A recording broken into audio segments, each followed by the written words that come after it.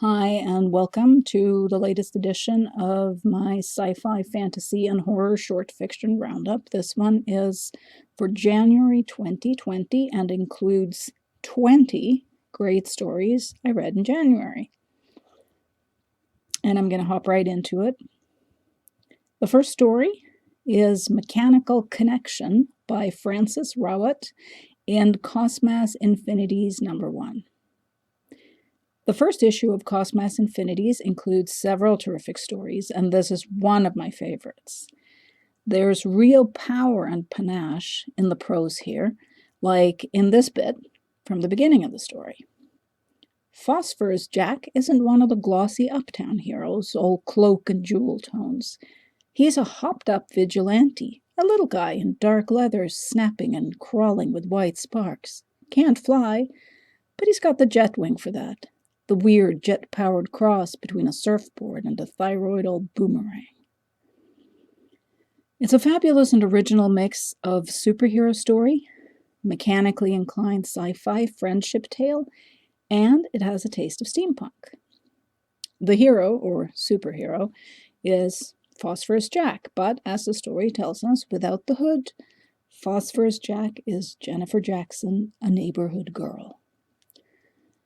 I love how deftly and insightfully this family relationships and a budding friendship between two very different people. This story is now available to read for free online. To read the rest of the issue, you'll have to buy it, and it's definitely worth picking up. My second story this month is Luska by Soleil Knowles in Faya #13. And I'll quote a bit of the story at the beginning. You wring your hands, cold and clammy and rough. Skin of teeth, salty with sea brine, cuts into the human-like fat of your palms, and you stare down the edge of oblivion. The wind whips you, sings to you. A full, fat yellow moon casts a sultry pall over the water, the light disappearing into its mirror image on the sea. You take one step, then another. Issue 13 of Faya is a real tour de force, including this fierce and ferocious monster tale by Soleil Knowles. We know right from the get-go that the water, specifically the ocean, calls to our protagonist in a way that frightens her mother so much that she fears giving her daughter baths and fears her being out in the rain. We know that this girl is powerful, that she is different from anyone else she knows, and we feel her longing, her pain, and her anger at being shut out by those around her, never feeling safe or as if she belongs. We also know that she always hungers. Knowles' prose is so strong it pulls you right in under the girl's flaking, itching skin. And the ending is one glorious surge of power. This is one of the best monster stories I've read recently. My third story this month is The Girlfriend's Guide to Gods by Maria Davana Headley in Tor.com. Maria Davana Headley riffs on mythology, dating, sex, love, death, and on how we can make, unmake, and remake ourselves and our lives as we learn more about the world and ourselves. The story takes on a large part of the Greek pantheon, including the story about Orpheus, and plants itself mostly in our own time and our own world, weaving in strands of fiction and fantasy and fairy tale along the way. I'll take one quote from the story too. This is the second myth, that your boyfriend from freshman year of college will teach you how to fly. The only way to learn to fly anything, you'll know by now, is by getting on it. Magic carpet, Pegasus, Dragon of Darkness, it's all the same old shit. Headley's prose is fiery and divine from start to finish. I read her take on the tale of Beowulf, the mere wife, last year, and this story feels akin to that book, even if it's a very different tale, told in a very different voice. for another fabulous short story by Headley. Read After Burning in the anthology A People's Future of the United States. My next story is Yo Rapunzel by Kyle Kieran in Podcastle. And I won't even try to sum up the story in any sort of rational way. Suffice it to say that if you want to listen to or read an outrageous, foul-mouthed, highly original, and ridiculously guffaw-out-loud hilarious take on several well-worn fairy tale and fantasy tropes, like heart quests and princesses in towers, you must read this. And believe me about the foul-mouth thing. This story involves enough F-bombs to level a small fairy tale land, or kingdom. My next story is Le Jardin Animé, 1893, by Victoria Sandbrook in Giganotosaurus. This novella blends steampunk and alternate history with exquisite scenes that delve into the joys of both dance and music, and I enjoyed every beautiful, finely detailed, well-crafted bit of it. We follow Dr. Zainab Murad, a recently widowed Syrian woman living in America. After her husband's death, she accepts a position with Madame Lefebvre, Philadelphia's finest mechanist, meaning she creates automatons, finely made robots that might, or might not, be as soulful and unique as most humans. Lefebvre's finest creation is Azimuth, who has been created for a very specific purpose. But Azimuth is rebelling against her mother/maker and has her own ideas of what she wants to do with her life. The conflict between Azimuth and her maker/mother is both deep and complex. It also has severe repercussions for Dr. Murad, as well as everyone else in the household. The ending is both heartbreaking and painfully satisfying. Next up is Dead Horse Club by Jude Wetherell in Reckoning No. 4. Reckoning is a magazine of creative writing on environmental justice, and this fourth issue is guest edited by Arkady Martin and Danica Densmore. Wetherell's story is a dark and evocative piece of fiction set on Barren Island, which is the only place or locality in or near the city of New York for the destruction of garbage and dead animals in the city, and the only proper place for the rendering of the same. Wetherell's prose is gorgeously wrought as she imagines the horses that rise again from the detritus and debris left behind in the water and on land, returning to haunt the place where their bodies were destroyed. The first horse, the story says, makes itself from the bones of other horses scattered in the bay. It sews its parts together with the spines of bait fish. It drags itself from the water and bleaches on the island shore until it is pocked white, picked clean as it can be by the flies and the birds and the mites that make caves of its marrow. Gorgeous story. Next up is Physics by the Numbers by Stephen Grenade in Escape Pod.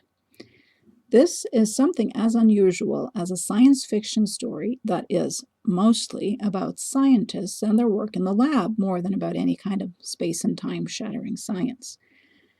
There is a bit of romance and there's a whole lot of algorithm shenanigans going on, as well as workplace politics. And Grenade makes it all both gripping and invigoratingly fresh. Nevaeh works on a project where no one ever feels safe. The algorithm might end up getting you fired for, well, something, though no one is quite sure what it is you might do or say to cause you to get the boot. Excellent narration by Stephanie Malia Morris. Next up is Beldan by Nicholas Furr in Diabolical Plots. Furr's story is a lovely, wistful, and thoroughly delightful take on a speculative fiction staple, the portal fantasy. What would you do if you actually found yourself standing before a door that could take you to another world? A world of adventure and wonder and magic where everything would change. And this is exactly what happens quite unexpectedly to the protagonist of the story when they get off at a bus stop in a small town in Kansas, where all the houses faced west, and I met the whispery old crone who sat at the intersection of two worlds. The choice they make and how they deal with that choice afterward puts a very human, real-world twist on a well-used and well-loved trope. Next up is The Last Ship Out of Xville by Phoebe Barton in Kaleidotrope. I'm quoting a bit of the story up front. They call me the sorceress because holding together a community like Xville takes a little magic. We've got outcasts from Earth and Luna, Martian dust punks, Venusian hotshots, and Belter wanderers, and all of them with their own ideas of how to live together. It'd be even harder if we didn't have all those fascists on Callisto growling at our door. This is a fierce and fiery spark plug of a science fantasy story by Barton, set in space where a small colony of outcasts and rebels have cobbled together an existence on Xville, formerly known as Leda Station, away from the fascists on Callisto. But a good thing seemingly can't last forever, and when the armed forces threaten Xville, something's gotta give. My next story pick is The Duchess of Drinky Street by Tim Chihuahua in Interzone number 284. Chihuahua's story takes place in a future where the oceans are rising, swallowing up coastal regions. It's set in New Lagos, a Nauti city that has sailed away from the mainland and the old city of Lagos. On Drink Street in New Lagos, vendors of all different kinds sell their wares, and the famous food reviewer Rena Priestley is the one they all want to woo. In the story, we follow one man's attempts to get a positive Rena review for his cupcakes. He starts off making red sauce bao cakes and ends up trying many different recipes through the years, never quite achieving his goal, though he does become more closely acquainted with Rena in the process. This is an inventive and compelling deep dive into food, the culinary arts, and the elusive secrets of authentic taste. It's a story that made me crave foods I didn't even know existed. Next up is another story from Interzone, this one from issue 285, and it is Salvage by Andy Dudek. Dudek's sci-fi story is both weird, harrowing, and wonderful in its scope and its audacious imagination. It puts the reader into a far-off version of our universe's future. Humanity is scattered on various worlds in the galaxy, and on one of those worlds, Aristide is walking through the crumbling remains of an old civilization. At the heart of the story is a mysterious occurrence that happened 1,000 years ago, when billions of sentient creatures were suddenly and almost simultaneously turned into statues of themselves. I won't spoil the mysteries and weirdness of the story, but it is a riveting read. My next story is Familiar Face by Meg Ellison in Nightmare. Here, a tense murder mystery is intertwined with a subtle and terrifying science fiction / supernatural horror story where Annie's wife, Kara, has been murdered. No one knows who did it or why, but the death haunts Annie and her group of friends. Annie's life does not get any easier when the camera that's installed at the front door starts alerting her to the presence of a familiar face outside, even when no one's there. "Someone's at the front door," the robot spoke again.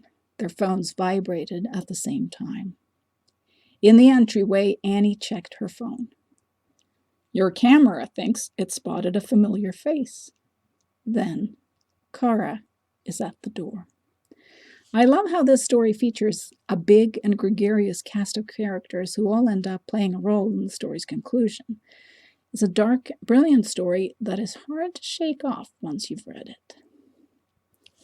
My next story pick is Mother Love by Clara Madrigano in The Dark.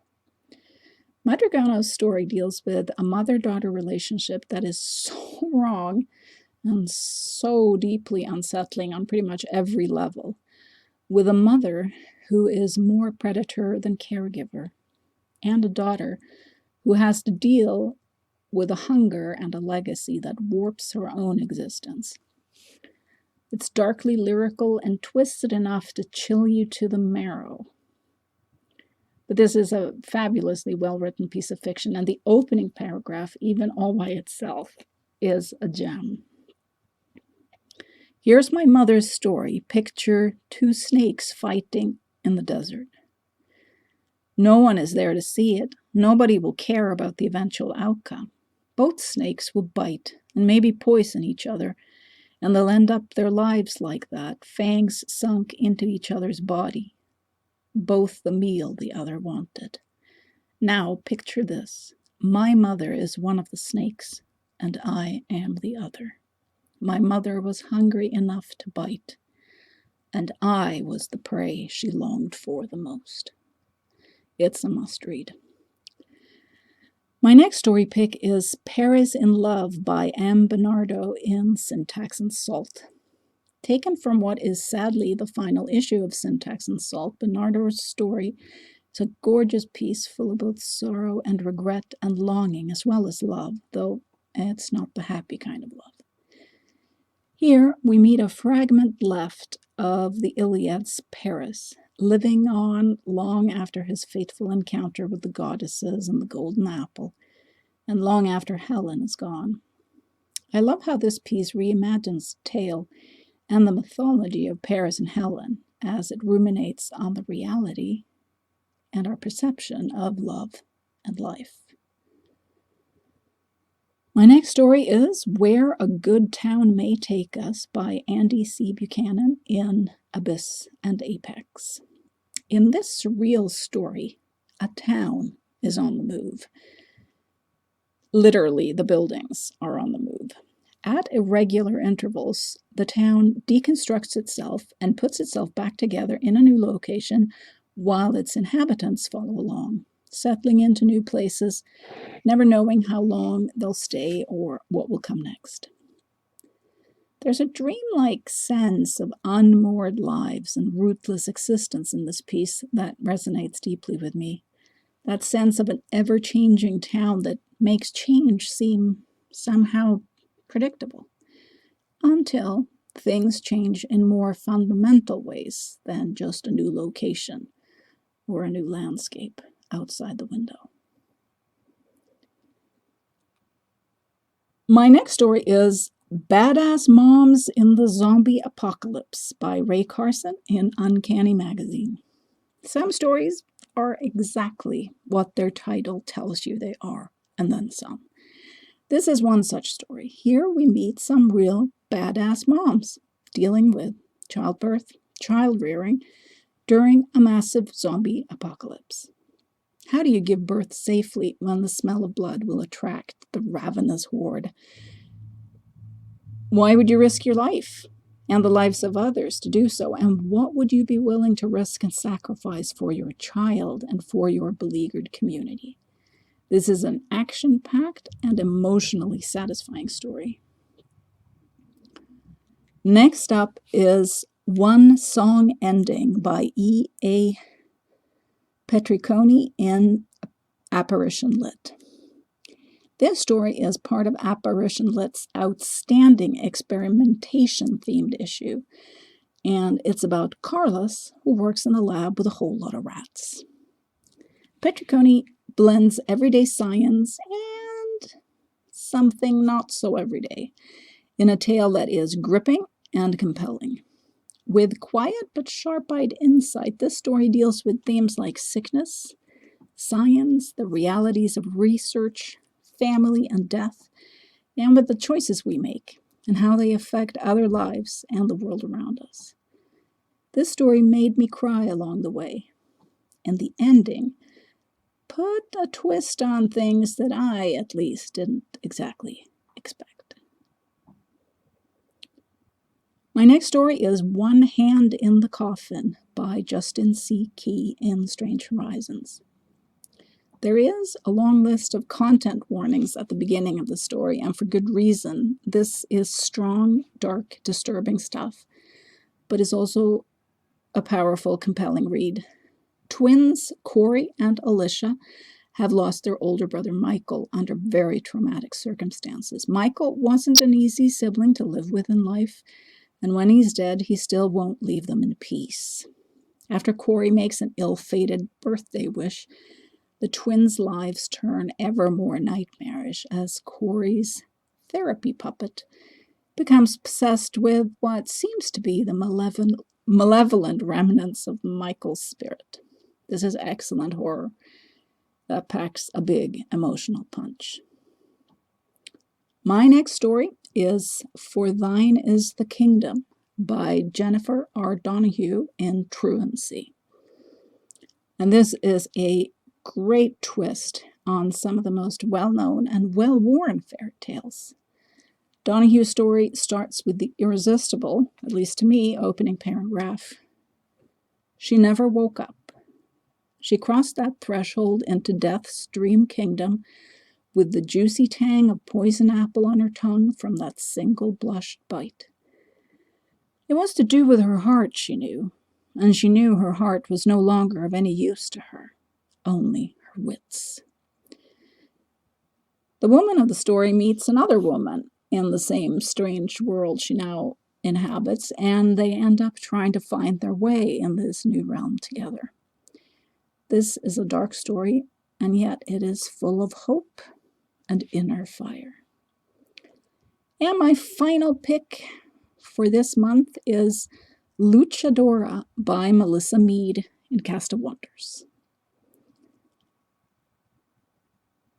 And it starts off like this. When Alejandra was 9, her mother died of dehydration. When she was 10, Alejandra made her father bring her to the Luchadores' barracks. The 3 ancient wizards who would choose the boy who would become the next luchador weren't pleased. They almost sent Alejandra's father to the Hellstone mines, where men died with their limbs charred black. I love this story about the fierce and determined Alejandra to bits. It's entertaining. It has some nice twists and fresh takes on how to defeat evil. And I especially like how it combines the fighting style of the luchadores with magic in a world where grumpy wizards and a very knowledgeable old bruja help train and foster new adepts. Luchadora has a real fairy tale vibe, mixed with some weird western. It includes a delightful friendship, and there is some seriously awesome magical luchador moves. Wonderful narration also by Sandra Espinosa. And those were my 20 picks for January. If you want to read this list, it's available at curiousfictions.com. And there's a link to that with this audio version. Thanks so much for listening, and you'll hear from me again next month.